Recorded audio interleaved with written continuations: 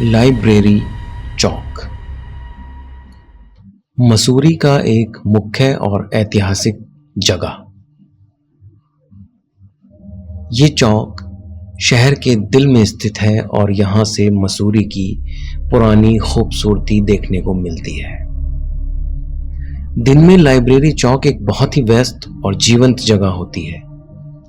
यहाँ पर पुरानी इमारतें हैं जो ब्रिटिश काल की वास्तुकला को दर्शाती हैं। चौक के चारों ओर छोटी छोटी दुकानें, कैफे और सड़क के किनारे खाने पीने के ठेले होते हैं। यहाँ लोग और पर्यटक आते जाते रहते हैं और आसपास पढ़ने वाले स्टूडेंट अक्सर यहाँ चाय, कॉफी, नाश्ता और खाने पीने और मौज मस्ती करने के लिए अक्सर आते हैं। चौक के बीच में एक पुरानी लाइब्रेरी है जो इस जगह का नाम भी है। यह लाइब्रेरी मसूरी के अतीत की याद दिलाती है और कभी इस शहर का सांस्कृतिक केंद्र भी रही है। चारों ओर हरे भरे पेड़, पहाड़, खूबसूरत दृश्य एक अलग ही माहौल बना देते हैं। दिन के समय लाइब्रेरी चौक का माहौल कुछ अलग ही होता था, एकदम जीवंत, खुशियों से भरा। चाय की दुकान पे चहचहाट, अरे भैया ज़रा 2 कड़क चाय बनाना। हाँ हाँ भैया बैठिए, बस अभी बना देता हूँ। इन साहब की एक फीकी चाय निकाल दूँ, बस फिर आपको देता हूँ। कहीं चाट के ठेले, अरे भैया जल्दी से 2 आलू टिक्की लगा दीजिए वरना मैडम नाराज़ हो जाएंगी कि इतना टाइम लग गया। अरे भैया बस अभी लगा देता हूँ, ज़रा 2 मिनट रुकिए, टिक्की ज़रा करारी सेक दूँ ताकि मैडम को भी खा के मज़ा आ जाए। हाँ भैया ज़रूर। कहीं गाड़ी वाले लोगों को आसपास का स्थान घुमाने के लिए बुलाते रहते थे। अरे सर आइए, बस 1000 रुपये में पूरा दिन आपको आज मसूरी के दर्शन कराते हैं, यहाँ की खूबसूरत वादियाँ। और कहीं कोई फ़ोटो खींचने के लिए आवाज़ लगाता रहता था। अरे भैया आइए, 100 रुपये में 2 फ़ोटो क्लिक कर देंगे आपके। आप दोनों की जोड़ी बहुत अच्छी लग रही है।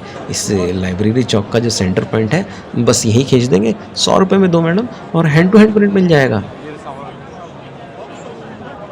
लेकिन जैसे जैसे सूरज ढलने का टाइम आता रहता था, लोग वहाँ से जाना शुरू कर देते थे। धीरे धीरे अपनी दुकानें बढ़ाकर अपने घर को चले जाते थे।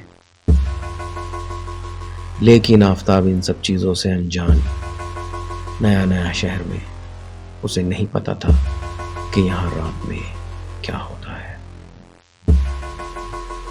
मैं आपके साथ एक बार फिर से हाजिर हूँ हॉरर कहानी पॉडकास्ट में, और आज की कहानी का शीर्षक है लाइब्रेरी चौक की खौफनाक दास्तान।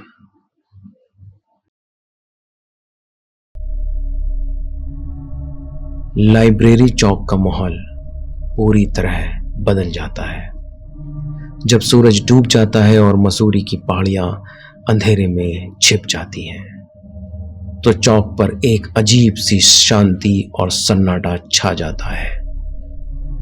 हल्की सी रोशनी के बावजूद यहाँ एक खामोशी और सुनसानपन महसूस होता है।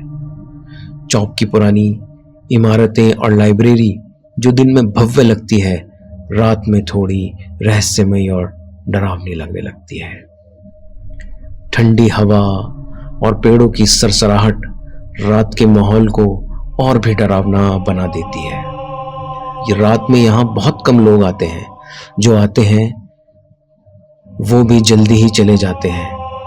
अंधेरे में इस चौक की खामोशी और सन्नाटा कुछ अनकही कहानियों और रहस्यों को बताता है।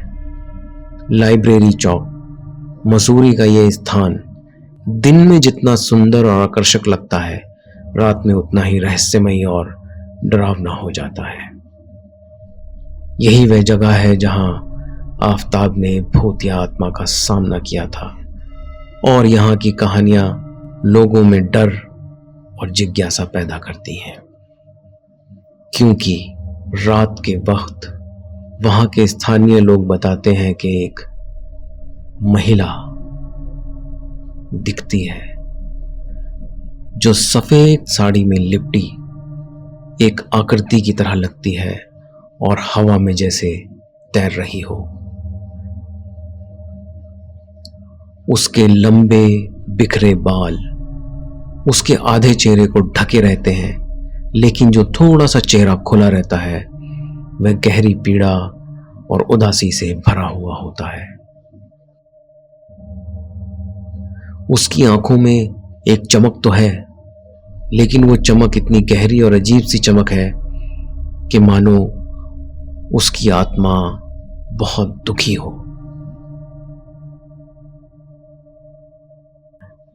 ये महिला एक आकृति की तरह नहीं बल्कि एक चेतावनी की तरह लगती है, एक शाप जैसी लगती है जिसे सालों से वह चौक अपने भीतर छुपाए हुए है। यह भटकती आत्मा जिसका दर्द और तन्हाई उसके चेहरे पर साफ झलकता था, उसी चौक की रातों में बसी रहती है, जैसे किसी खोए हुए प्रेम की प्रतीक्षा में थी जो कभी वापस नहीं आने वाला। उसकी उपस्थिति से ही ऐसा लग रहा था मानो चौक की सारी रोशनी कहीं गायब हो गई। मैं आपके साथ एक बार फिर से हाजिर हूं हॉरर कहानी पॉडकास्ट में, और आज की कहानी का शीर्षक है लाइब्रेरी चौक की खौफनाक दास्तान। मसूरी उत्तराखंड का एक शांत शहर अपनी खूबसूरत पहाड़ियों और ठंडी हवाओं के लिए जाना जाता है, लेकिन इस शांत माहौल के पीछे छिपी हुई एक खौफनाक कहानी जिसे कोई सुनना नहीं चाहता,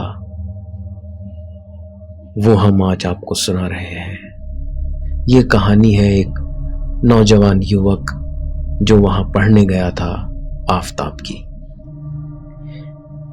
आफताब एक युवा छात्र था। इस शहर में अपनी पढ़ाई के लिए आया था। उसको किताबों का शौक था और वह अक्सर लाइब्रेरी चौक पर जाता रहता था, जहां कई पुरानी किताबों की दुकानें थीं। दिन में ये चौक बेहद व्यस्त रहता था, लेकिन रात के अंधेरे में ये जगह सन्नाटे से घिर जाती थी। लोग कहते थे कि इस चौक पर रात में मत जाओ, लेकिन आफताब ने इन बातों को कभी गंभीरता से नहीं लिया।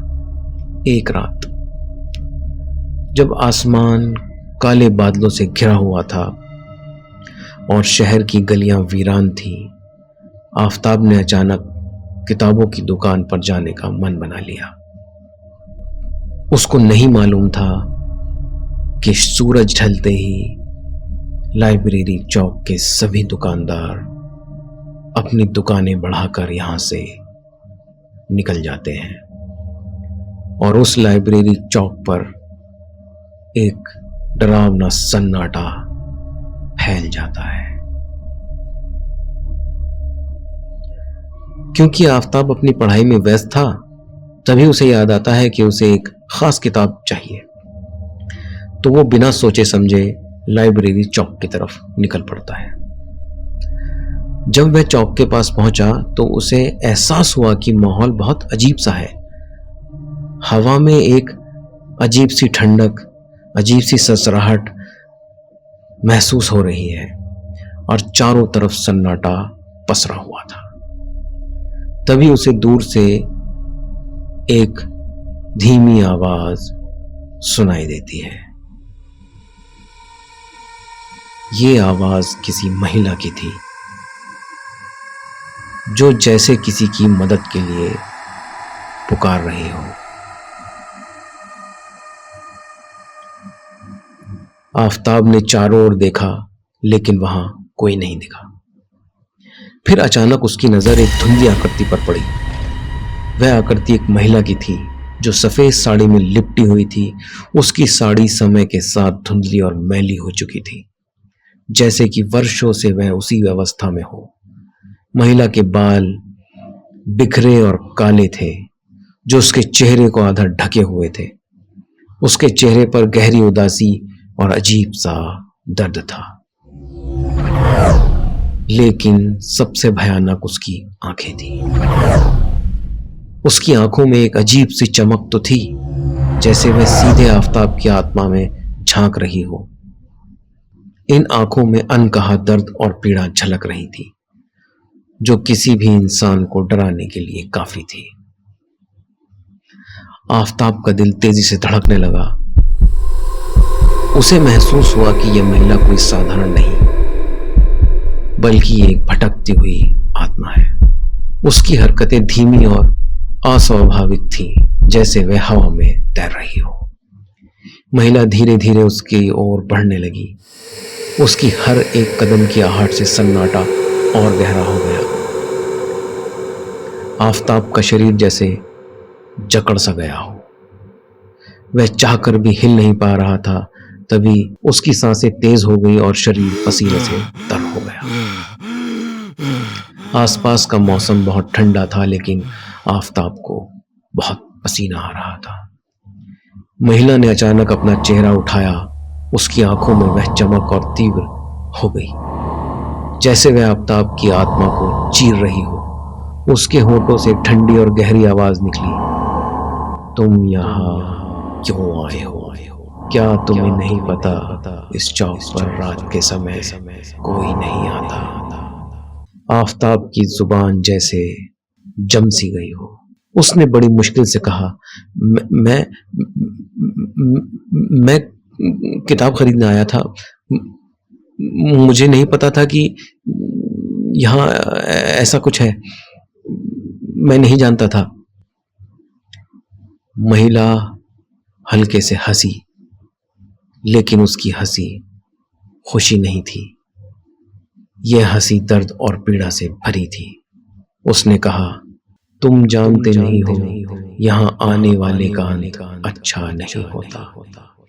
इस चौक पर मैंने वर्षों पहले अपने प्रिय को खो दिया था, तो तब से मैं यहाँ भटक रही हूँ, अपने दुख में कैद। आफताब की आंखों के सामने जैसे अंधेरा छा गया। वह समझ गया कि यह किसी बहुत बड़ी मुश्किल में फंस गया है। महिला की आंखों में गहरा दुख था, जो किसी भी इंसान को पिघला सकता था। आफताब ने बड़ी मुश्किल से कहा, मैं तुम्हारी मदद करना चाहता हूँ। मुझे बताओ कि क्या करना होगा। महिला की आंखों में एक पल के लिए नमी आई, लेकिन फिर वह अचानक हंसी और बोली, यहां से चले जाओ, यहां से चले जाओ, इससे पहले कि तुम्हारा भी वही हश्र हो जो मेरा हुआ है। यहां से चले जाओ।